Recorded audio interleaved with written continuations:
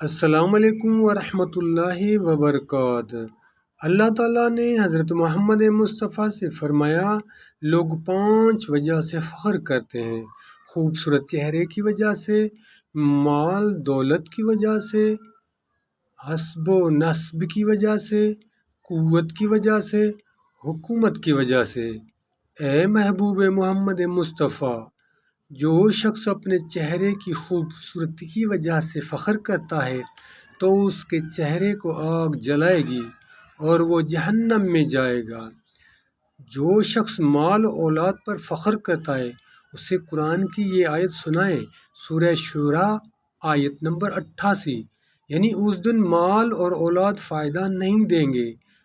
جو قوت و طاقت پر فخر کرتا ہے اسے قرآن کی یہ آیت سنائیں، سورہ تحریم آیت نمبر 6، یعنی اس دوزخ پر سخت طاقتور فرشتے مقرر ہوں گے جو اللہ کے فرمان کی نافرمانی نہیں کرتے اور انہیں جو حکم دیا جاتا ہے اسے بجا لاتے ہیں۔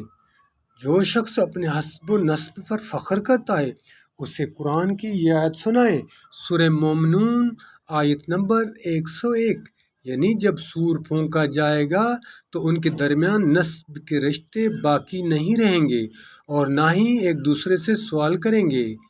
جو اپنی حکومت کی وجہ سے فخر کرتا ہے اسے قرآن مجید کی یہ آیت سنائیں، سورہ غافر آیت نمبر 16، یعنی آج کس کی حکومت ہے؟